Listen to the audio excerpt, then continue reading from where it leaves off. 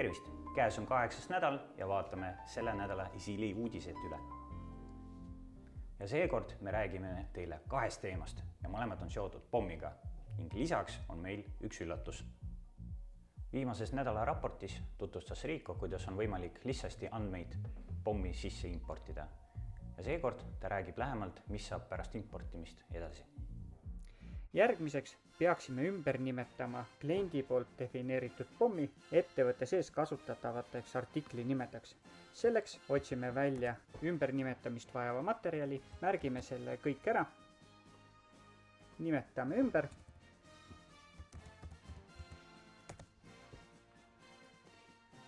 ja boonusena saame määrata ka ära järgnevad operatsioonid.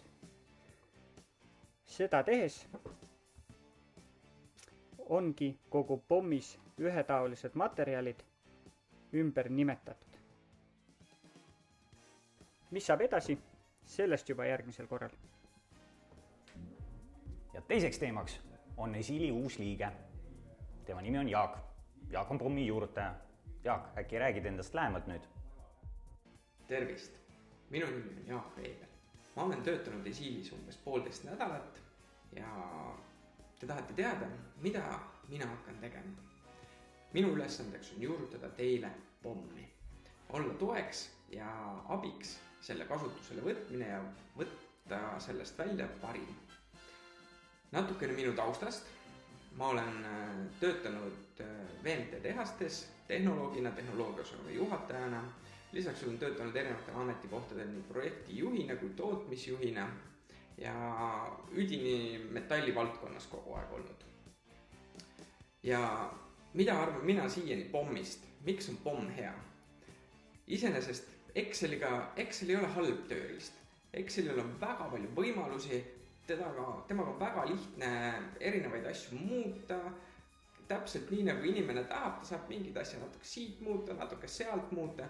Aga mida see teeb tootmisele? See tähendab seda, et kui tehnoloogia on ettevõttes mitu, siis see tähendab seda, et üks tehnoloog tuleb ühe loogikaga, läheb tootmisesse, viib oma dokumentatsiooni alla, teine läheb teistsuguse loogikaga.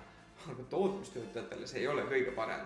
Nemad peavad hakkama mõtlema, kuidas nüüd see asi oli, eelmine kord ta tegi niimoodi, seekord tegi niimoodi, teine tehnoloog teeb hoopis teistmoodi, et mismoodi need protsessid meil ikkagi käivad.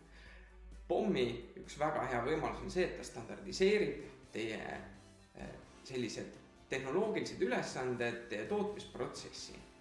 Ja see annab väga suure eelise selleks, et kui inimesed vahetuvad või on erinevad inimestel siiamaani olnud erinev käekiri, siis tegelikult te saate need protsessid ühtlustada, need protsessid lihtsustada ja tootmistöötajatel on tegelikult palju selgem pilt.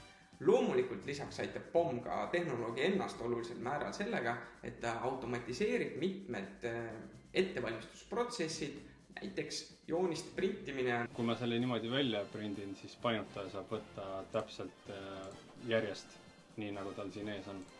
Et see on selles suhtes väga hea, et ta ei pea hakkama kuskilt vahelt otsima neid jooniseid. Kui andmed on õigesti sisestatud, käib see ainult paari klikiga ja ootad, kuni printerist kaup välja tuleb. Aitäh teile, peatse kohtumiseni. Ja meie 3. teema on... Mis üllatus see oligi? Sõbrapäev.